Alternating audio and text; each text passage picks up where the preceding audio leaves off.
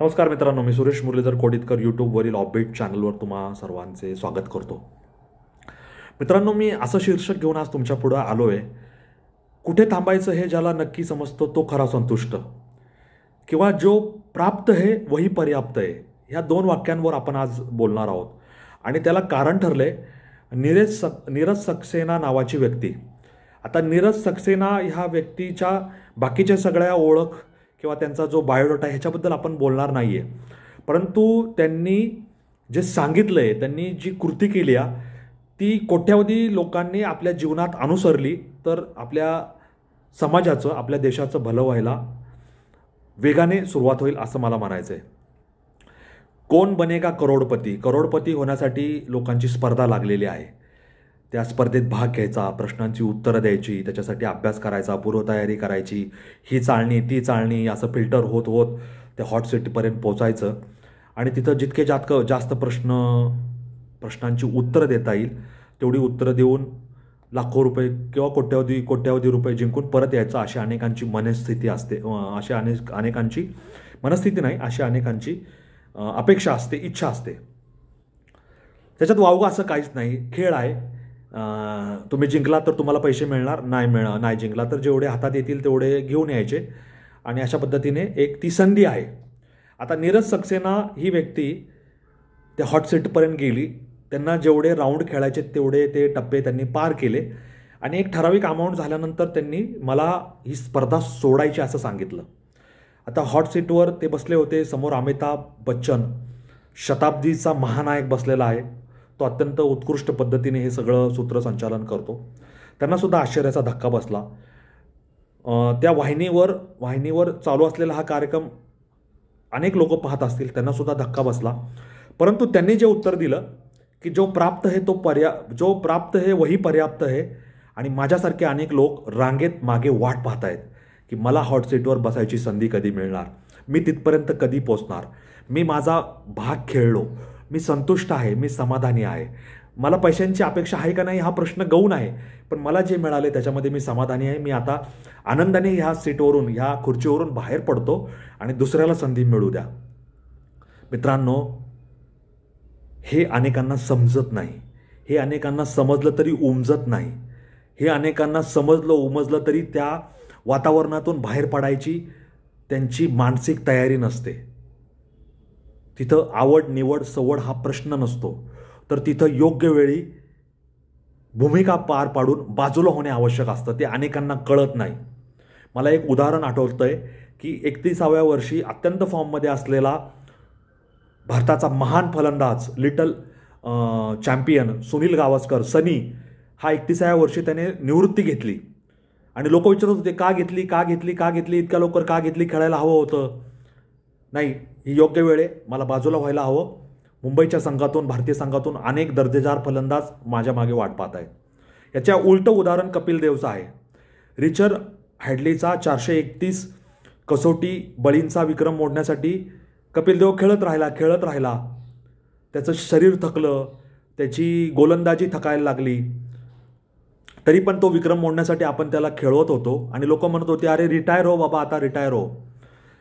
Retire का झाला हा प्रश्न विचारण्याइतपत मान आपण कमवायला हवा. आणि रिटायर का होत नाही, आता कशाला कार्यालयात येता, असा प्रश्न कोणी आपल्याला विचारत असेल किंवा न विचारता त्यांच्या देहबोलीवरून, त्यांच्या दृष्टीतून आपल्याला समजत असेल, तर तिथं आपलं निवृत्त होणं चुकलंय, किंवा निवृत्त झाल्यानंतर आपण जे पाऊल उचललंय ते चुकीचं आहे, ते स्वागतार्ह नाही, हे समजायला हवं.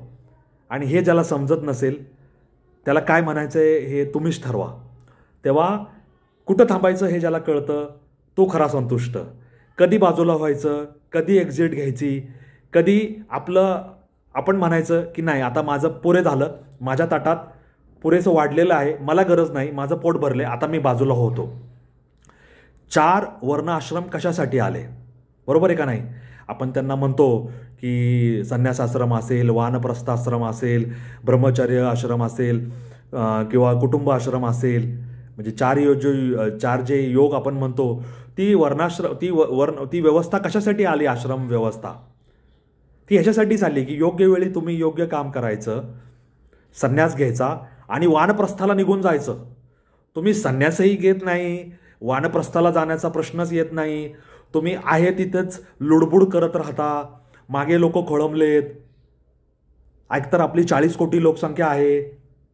तुम्ही तुमचं भूमिका पार पाडली, तुम्ही तुमची सेवा केली, तुम्ही केलेल्या सेवेबद्दल तुम्हाला मोबदलाही मिळाला, निवृत्तीचे सगळे लाभही मिळाले, तो तुम्ही पदरात पाडून घेतले.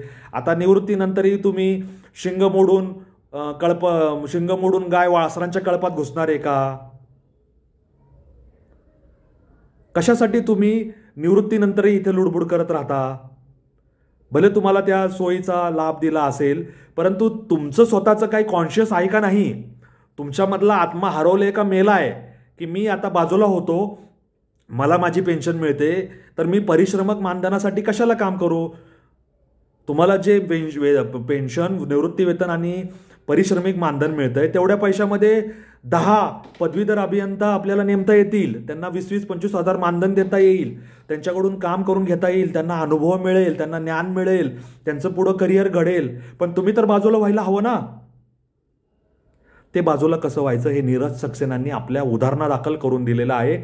आणि ही कोणी छोटी मोठी व्यक्ती नाही, ती एका चांगल्या विद्यापीठाचे कुलगुरू आहेत. ही मुद्दाम तुम्हाला ओळख मी उशिराने सांगितली. ते ज्ञानवंत आहेत, ते प्रज्ञावंत आहेत, ते शीलवंत आहेत, ते अभ्यासू वृत्तीचे आहेत.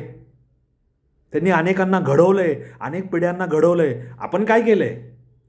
आपण तो आने दो, येऊ द्या, माझ्याच ताटात वाढा. कशाला? खाऊन खाऊन पोट फुटून मरण्यासाठी? तेव्हा हे चुकीचा दृष्टिकोन आपल्या आयुष्यातून काढून टाका. तुम्हाला जर कुठं थांबायचं हे कळालं नाही तर काळ तुम्हाला थांबवेल, घरदार तुम्हाला थांबवेल, समाज तुम्हाला थांबवेल. आणि एक वेळ अशी येईल की हे हृदय चाललेले ठोके तुम्हाला थांबवतील. 4 लोक खांद्यावर नेऊन अंत्यसंस्कार करतील. तेव्हा योग्य वेळी बाजूला व्हा, इतरांना पुढे येऊ द्या, आपल्यासाठी दुसरे मार्ग निर्माण करा, शोधा आणि त्याच्यात काम करा. आम्ही परिश्रमक मानधनासाठी, आम्ही निवृत्तीनंतर मिळणाऱ्या कुठल्याही छोट्या मोठ्या लाभासाठी काम करत नाही, घरी वेळ जात नाही म्हणून आम्ही इथं कामाला येतो. अरे तू जेव्हा ड्युटी करत होता, तू जेव्हा नोकरीवर होता, तेव्हा इतर काही छंद, इतर काही व्यवसाय, इतर काही वाटा तू शोधून ठेवायला हव्या होत्यास. आता तू निवृत्त झालाय, घरी तुला कोणी खवत नाही, घरी तुझी लुडबुड वाटते, कारण तू जास्तीत जास्त काळ इथंच कार्यालयात काम केलं. पत्नीकडे पाहिलं नाही, मुलांकडे पाहिलं नाही, मुलीकडे पाहिलं नाही, जावई नाही, सून नाही, नातवंड नाही. घरी थांबला तू निवृत्तीनंतर, तुझी लुडबुड बायकोला नकोय. तुला दिवस खायला उठतो, कारण तू नोकरी व्यतिरिक्त दुसरं काही स्वतःसाठी, स्वतःच्या आनंदासाठी, छंद म्हणून, आनंद म्हणून काही शोधलंच नाही. भजनी मंडळात कधी गेला नाही, वृत्तपत्र वाचनालयात गेला नाही, ग्रंथालयात गेला नाही, काही दुसरे इतर चांगले छंद लावून घेतले नाही. सुंदर हस्ताक्षर असेल किंवा इतर काही लेखन असेल, चांगली वाद्य वाजवणे असेल, गाणं असेल, पक्षी निरीक्षण असेल, खगोल निरीक्षण असेल, शेतात काम करणं असेल, स्वतःच्या घराजवळ जी फुलझाडे लावलेली आहे, कुंड्या लावलेल्या आहेत, त्याच्यात काम करणं, तुला माळी काम करणं कमीपणा वाटत असेल, वाहन धुण्यात तुला कमीपणा वाटत असेल, महानगरपालिकेच्या ग्रामपंचायतीच्या शाळेत जाऊन मुलांना शिकवणं तुला कमीपणा वाटत असेल, तू काही वेगळ्या वाटात चोखाळल्याच नाही. तू इथंच येऊन परत कार्यालयात लुडबुड करतोय. म्हणजे निवृत्त होऊनही पुन्हा तू सारखा प्रवृत्त होतोय. तुला तुझी मुलं बाळं, लेकरं बाळं, सुना नातवंडा विचारत नाही का? तेव्हा तू थांब. तुला बळजबरी थांबवायची वेळ कुणावरही येऊ नये अशी माझी देवाचरणी प्रार्थना आहे. ज्याला हे कळालं तो शहाणा. अदरवाईज जो स्वतःला फार ज्ञानवंत, हुशार, अभ्यासू समजतोय आणि ज्याला हे कळत नाही किंवा कळूनही जो येड्याचं सोंग घेतोय, तो खरोखरच मूर्खांचा शिरोमणी आहे असं म्हणायला मला यत्किंचितही वाईट वाटणार नाही. तेव्हा ह्या नोटवर तुम्हा सगळ्यांची रजा घेतो आणि तुम्हा सर्वांपुढे हा विषय मला मांडता आला, त्याच्याबद्दल मी स्वतःला भाग्यवान समजतो. खरं तर अमिताभ बच्चन जे हा कोण बनेगा करोडपती हा कार्यक्रम घेतात, त्यांनीसुद्धा योग्य वेळी थांबायला हवं होतं. त्यांनीसुद्धा या म्हातारपणात अशा भले पैसा मिळत असेल, त्यांच्या नावाला वलय आहे, हे आहे, परंतु प्रत्येकाने योग्य वेळी योग्य ठिकाणी थांबलंच पाहिजे, आपला सहभाग दूर केला पाहिजे. परंतु लोकांना हे कळत नाही, कारण सारखं सारखं प्रसिद्धीच्या वलयात, कॅमेऱ्याच्या वलयात, पण फोटोसाठी असेल, शूटिंगसाठी असेल, ती क्रेज असते, ते वेड असतं, ते वेड डोक्यातून जात नाही. त्यामुळे माणसं त्या वेडात सतत ह्या चक्रात अडकून स्वतःचं जीवन म्हणजेच कशाच्या तरी वर आहे हे समजण्याची चूक करतात.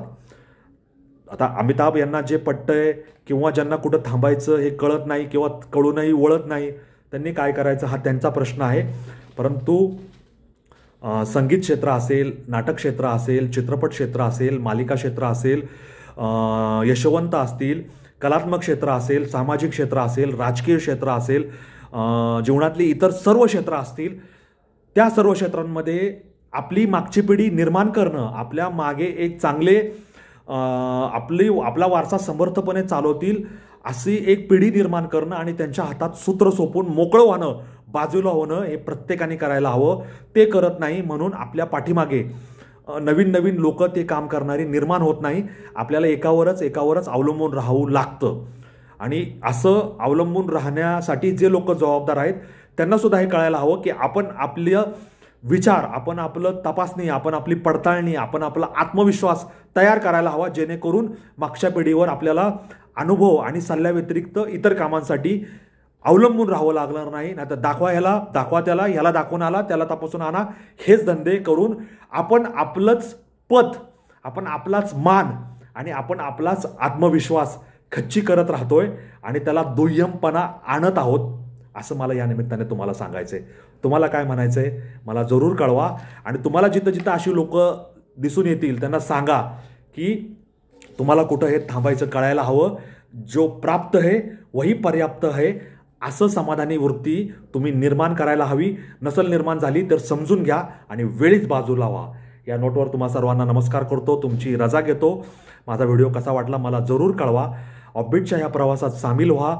अनेक नवीन मित्रमैत्रिणी जोडत राहा. माझा चॅनल लाईक, शेअर, सबस्क्राईब करायला, नोटिफिकेशनची बेल दाबायला विसरू नका. सबस्क्रिप्शन घेण्याची बेलसुद्धा जरूर दाबा आणि नवीन लोक जोडत राहा. धन्यवाद. जय हिंद, जय महाराष्ट्र, वंदे मातरम, जय श्रीराम, जय जगन्नाथ, जय सनातन.